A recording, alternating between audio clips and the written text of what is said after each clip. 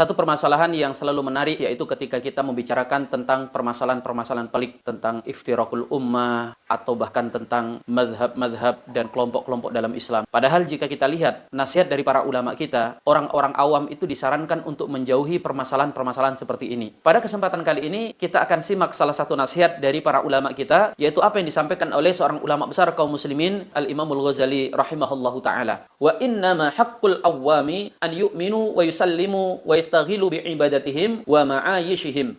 Sesungguhnya, hanyalah yang menjadi kewajiban bagi orang awam itu, mereka itu beriman. Kemudian mereka istiqomah dengan keislamannya. Lalu menyibukkan diri dengan ibadah dan pekerjaan aktivitas mereka dalam keseharian. Wa yatrukul ilma lil ulama. Dan mereka meninggalkan ilmu itu untuk para ulama. Maksudnya bukan berarti mereka tidak menuntut ilmu. Tentu itu satu pemahaman yang keliru. Mengkaji ilmu itu tugas para ulama. Adapun orang awamnya menerima ilmu dari mereka, bukan kemudian mengambil alih tugas para ulama dengan turut mengkaji dan kemudian menyimpulkan hukum agama atau dalam kata lainnya berijtihad. Fal'ami law yazni wa yasriq kana khairan lahu min an yatakallama fil ilmi. Dan bahkan bagi orang awam itu, mereka jatuh kepada zina, kepada mencuri, itu masih lebih baik daripada mereka berijtihad dalam masalah ilmu padahal mereka tidak memiliki kemampuan untuk itu.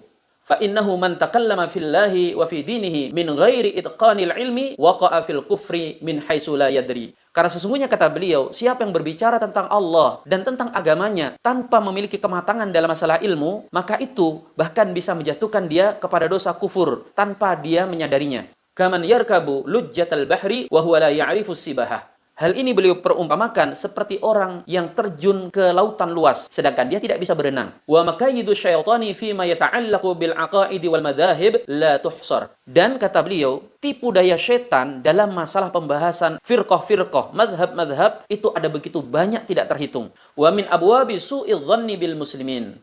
Dan di antara pintu yang paling banyak dimasukin ketika seseorang membahas tentang firqah-firqah, kelompok madhab, minimalnya mereka jatuh kepada su'udhan, kepada sesama muslim. Bahkan yang disu'udhani bukan hanya kaum muslimin yang awam, para ulama disu'udhani. Bahkan bukan cuma sekedar disu'udhani, ulama disalahkan, disesat-sesatkan.